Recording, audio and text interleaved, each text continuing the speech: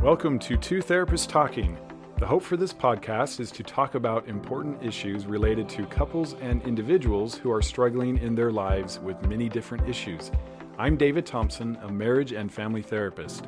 And I'm Sherie Christensen, marriage and family therapist. Please join us as we explore these issues together, and we hope you will learn and be enlightened along the way.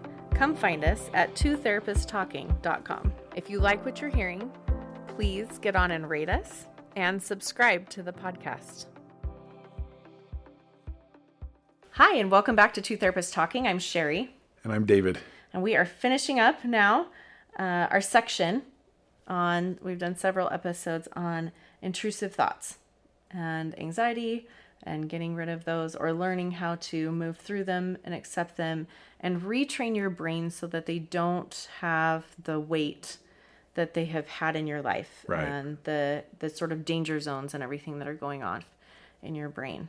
So this is fantastic, because again, it really applies to just about everything, and can really help us move into some healthier places, especially in this day and age where we're becoming so much more aware of trauma and anxiety and the ways that those types of things affect us. It's important for us not to swing too far and then see everything in our lives as dangerous and awful and traumatic. Not helpful. And all of that. Yes. So we have some 6 steps we talked about last time that we were going to cover, but we first want to just do a really quick additional, because we've just been talking about exposure therapies in the last episode and things you can do on your own. And we want to share one that's very useful and helpful. Definitely. So exposure therapy, right? The idea is you expose yourself to little triggers or little stimuli in a controlled way where you're safe, you feel safe, you know you're safe, and over time, that's how you feel about this thing. And so one of the exercises that I've had a lot of success with that I love, and this applies to everything. So you imagine like a trigger for addiction, a temptation or a crave or an urging, or you're impatient, or you're anxious with your boss. Whatever the situation is, this works the same, and it's really, really helpful. And so here's how it works. When you're in a good space, so you're not already triggered, don't do it then. That's not going to be very effective. It'll make it worse, probably. When you're in a good space, and so we've talked before about routines and, a morning routine. For example, that would be a really good time is you've just exercised and you have a little bit of time. Maybe you're going to practice mindfulness already. That's perfect. Or you've prayed or you've studied. You're just in a good place. Yeah. That's a great time to practice this. But you'll take 2 or 3 or 4 minutes. It doesn't take very long. And you'll sit quietly and you will imagine, this is all through visualizing, because our brains are just so powerful at visualizing. So you'll imagine a triggering scenario or situation. And so let's say it's addiction or porn. Close your eyes. Imagine that maybe it's late at night, you're going through social media, you're on Instagram, or it can be just you're home alone, you're bored. You imagine a scenario, but you only want to imagine it to the point that you start to feel those same trigger, craving urges inside. Yeah. You're just trying to bring that up because we're in a controlled environment. If you were to open your eyes and look around, you are not actually in that space. You're just imagining this, but we're not trying to imagine it to the point of it becomes out of control. Yeah. We're just trying to picture a scenario where you start to feel that same familiar feeling, just like it can be anxiety talking to somebody. You imagine you're talking to this person, and you do this just to the point of you start to feel those triggers. And as soon as you feel those triggers, now you're going to shift in this visualization to where it ends perfectly the way you would want it to end. You see yourself handling the situation wonderfully. If we go back to like the temptation example, you see yourself kind of smile and say, that's silly. You kind of blow it off. Nice try. And you put the phone away, you hum a tune, you sing a song, you journal, you take a walk, you do anything else, but you see yourself feeling good about it. and it's a sense of accomplishment. So the two things that are really important are, number one, you feel the trigger. Yeah. Again, not to overwhelming. Right. A little bit. Don't do it, and come in and tell me, hey, you know what, I practiced this, but then I acted out. Yeah. Because it got too big and too strong. Okay, we need to worry about when you do it and how you do it, because that's not the point. Right. But you felt the trigger. That's the first thing that's important, is you do feel it. Mm-hmm. And then the second thing is you handle it perfectly, just the way you would want to. Even if you never have. This is why we're imagining this and visualizing this. But you see yourself just absolutely killing it and doing really well with it. And then you feel that sense of accomplishment or that good job. Yes. That's important to feel too. So the first thing you feel is the trigger. The second thing you feel is the good job. And then you're done. Like, that's the visualization is over. Good job. Yeah. But what happens, your brain is creating these artificial experiences, you could call it, where, and if you don't believe me, try this. In those triggering moments, it starts to feel more natural that you have these other options. Yes. You're no longer stuck, if you're an addict, in this, well, my options are do it now or do it later. And I'm really going to resist and fight and try to not do it now, which usually kind of means do it later. No, you have lots of other options. And if you visualize you doing really well in that moment, it'll feel like, oh yeah, I've been here before. I know how this works. You've actually created experiences in your brain. Creating new neural pathways. Right. Yeah. Exactly. And it's cool because you do it in a safe way. If you were to only try this when you're actually triggered, or you're actually home alone, or you're actually talking to this person, or giving the talk, it's hard to practice in the moment of distress or overwhelm. So you can imagine this ahead of time and do it in a controlled way where it's not overwhelming. And it, this goes to, we're noticing all this research about, you actually change the memory in your brain over time, right? Things like that happen. Like, everybody will remember something different, and you ask about it 5 years later, your brain actually remembers it differently based on other things, right? Yep. Big fish. And it's the same. Yeah, exactly. It was this big.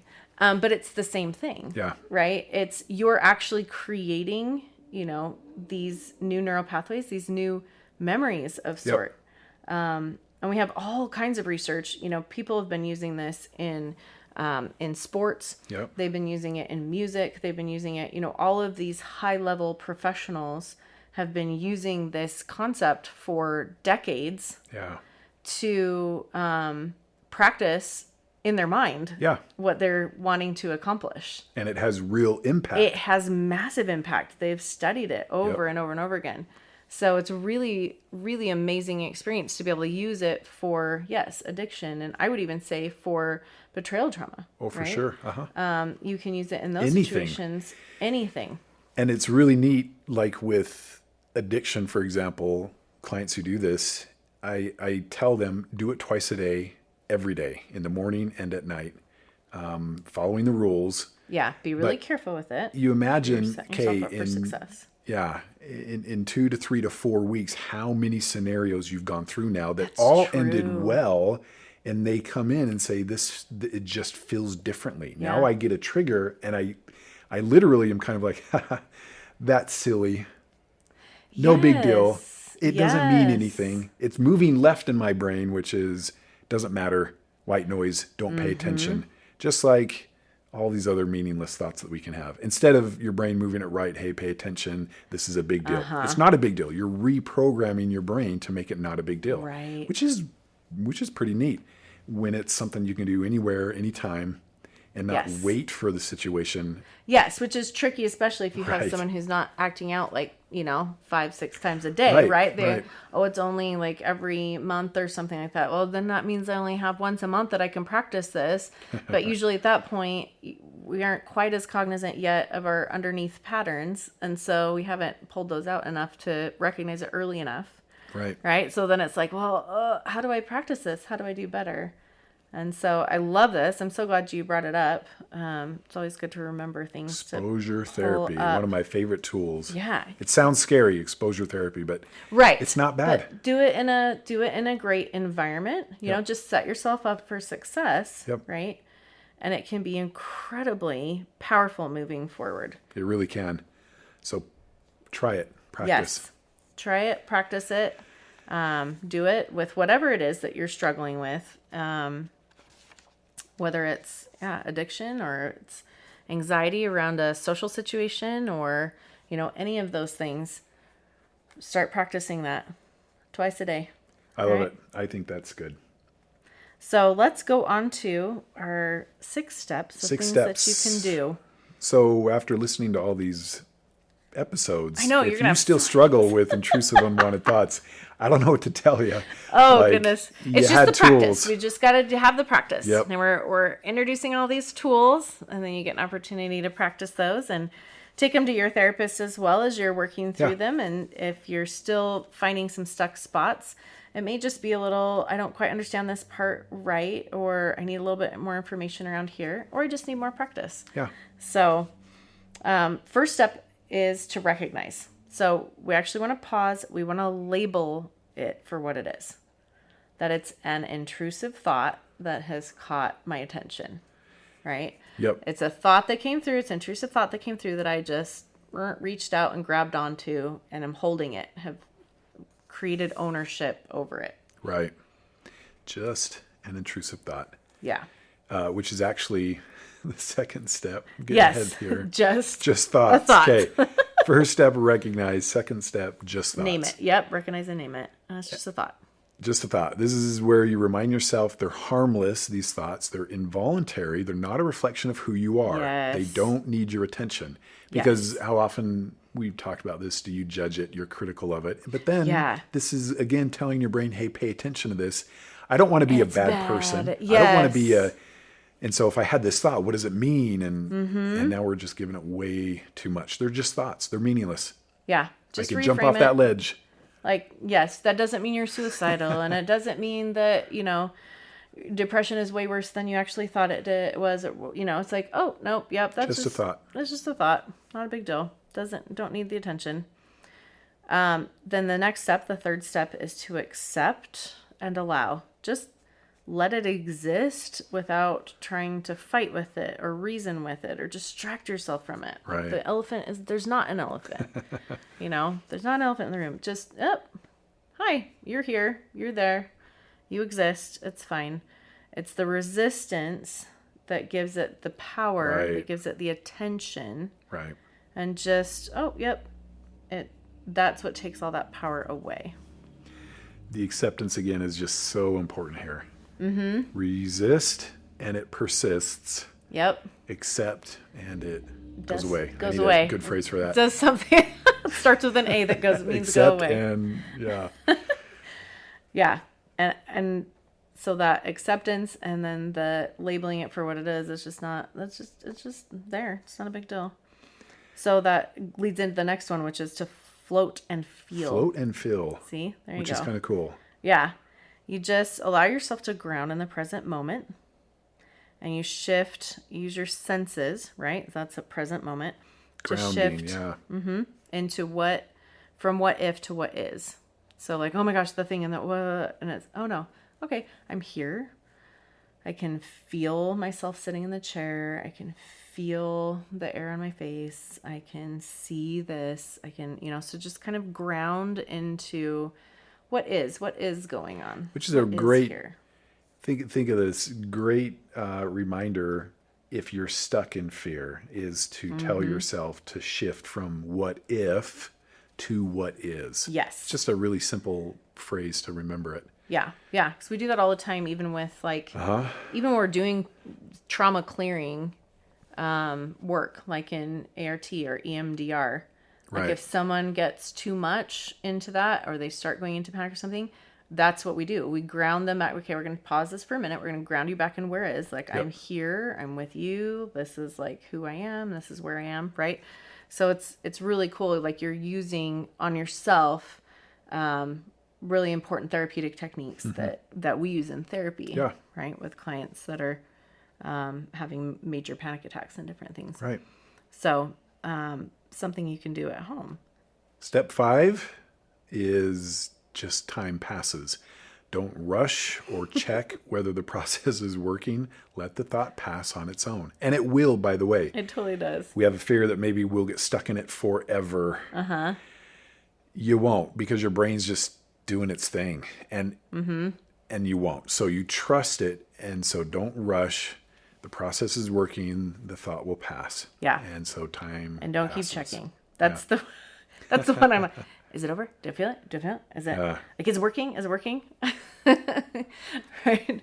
Whenever you're going through something. So just let it go. Like, don't worry about it. Just let it go. Let the time pass. Let the time go and not really pay attention. If it's like, and one of the things that can be helpful is just to think through like, okay, if this is still an issue tomorrow, then I'll revisit. Yep. I'm not going to check on this until tomorrow. Yeah. Because of course at that point, of course you're not thinking about it, right? But it's because you didn't keep checking in on it.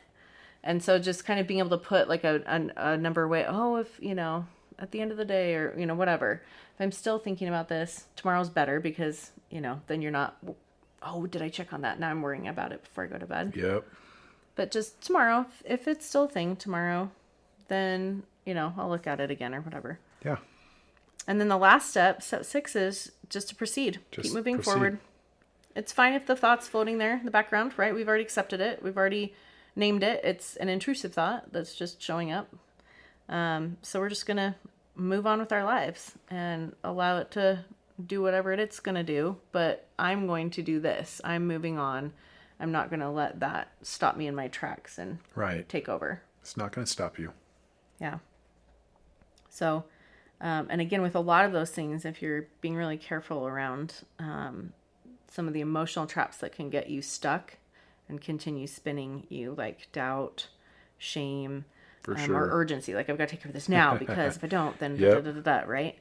So then that moves you into some of those overanalyzing or trying to get into reassurance-seeking conversations, either with other people or even with yourself, kind of getting some false comfort, right? That's just going to keep the anxiety there and reinforce it. So you want to disengage. Don't open the email, right? In your brain. We kind of talked a little bit about that, I think. You just don't open the spam email. You just delete it, move on. Exactly.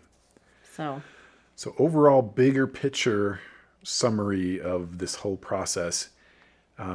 Just think of it like when you stop treating these unwanted thoughts as significant or threatening or dangerous, they will become insignificant, less non-threatening, insignificant, even boring. Not dangerous. Yes. Yeah. It takes time to settle in, but once it happens, you'll find, especially with like these exposure therapies or the visualizing, your focus will shift naturally toward the actual meaningful, real parts of life. That's the point. That's the goal. That's what we want. And yes, there are situations where you might need professional help and medication. Right. There, this isn't like this will automatically fix everything, right? There are situations where you need additional support.